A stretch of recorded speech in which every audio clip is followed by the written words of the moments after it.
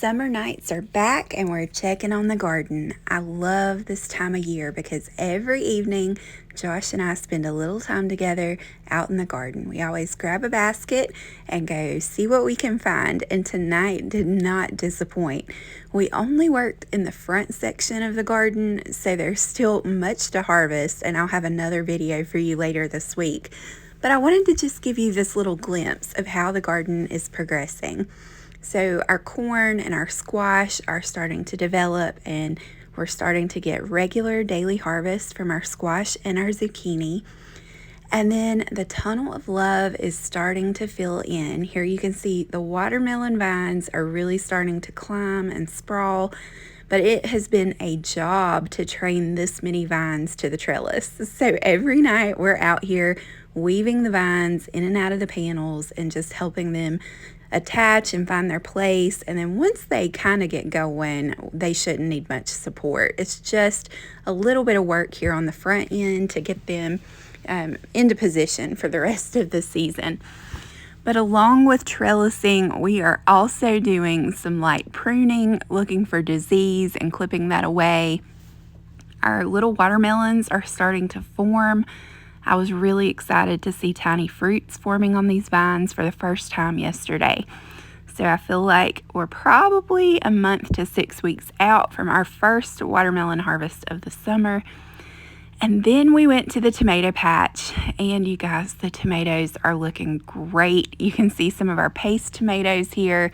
These are determinate varieties, so they grow more like a bush, but they are loaded with fruit. We also have an abundance of basil right now, and it's starting to flower. So here's your reminder. Make sure you're pinching off the tops of your basil and not letting it flower so it won't go to seed, because we want to keep harvesting basil all season long. And if you stay on top of this, and if you're disciplined about it and you keep those flowers pinched back, the basil bushes can get waist high. They can get quite large, but you do have to stay on top of keeping those flowers pinched off. We had a storm come through the other night and it broke our tomatillo plant. I was really bummed to find this whole branch laying on the ground. And we wondered if the tomatillos might be ready, but this is our first time growing them, and honestly, we have no idea what we're doing on these. So we opened one up and I decided to risk it and just taste it. And honestly, it was gross. It was not ripe at all.